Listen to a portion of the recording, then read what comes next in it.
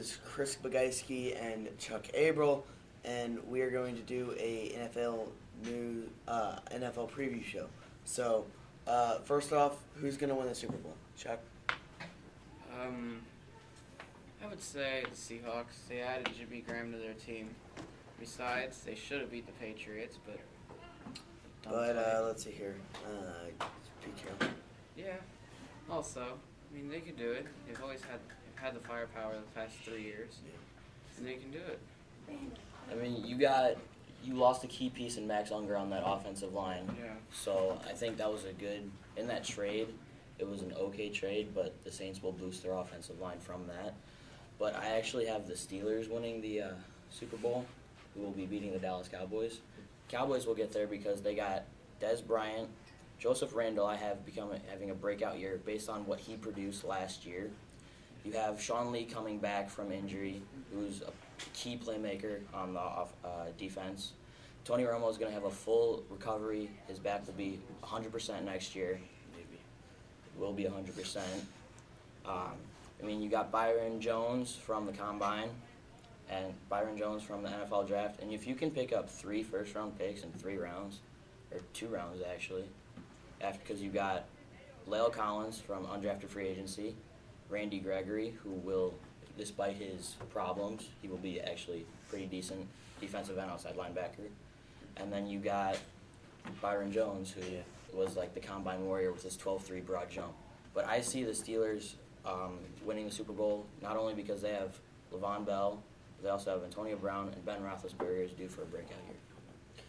All right, so we're going to go into our next topic, the AFC East, because with Brady's suspension, depending on if they keep it the 4 games, they make it longer, they make it shorter, depending on what happens there.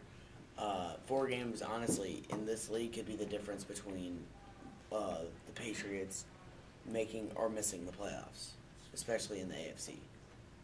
So, Chris, why don't you tell us who you think is going to win the AFC East? So it all depends on how the Patriots do in those first 4 games. Yeah. Because I believe they have a bye week 4, so that would be resting time. But see, if his suspension gets reduced, that will help not only the Patriots. Yeah, because if his suspension is not 4 weeks, it's 4 games. So he's going to miss week 5 too. Yeah, so they play. I believe they play the Dallas Cowboys week 5. Yeah. So if he is not there for that game, that's going to be a tough game for the Patriots because the Cowboys will eat. Anybody's going to eat up a rookie quarterback. Yeah. Mostly, especially one who hasn't played many snaps. He has a couple games experience, but against the Chicago Bears, which really isn't saying much. But you see, it all depends. But I got the Bills coming out just right over the Patriots because all you really need is a quarterback. You got LaShawn McCoy, who's a Pro Bowl running back. You got Percy Harvin. I think E.J. Manuel's not going to be their quarterback. They got to find someone else to take over. You just got to find whoever the quarterback is. Just play decent, and you can make the playoffs. Yeah. All right, Chuck. Like Chris said, it all depends on Tom Brady's suspension. Yeah.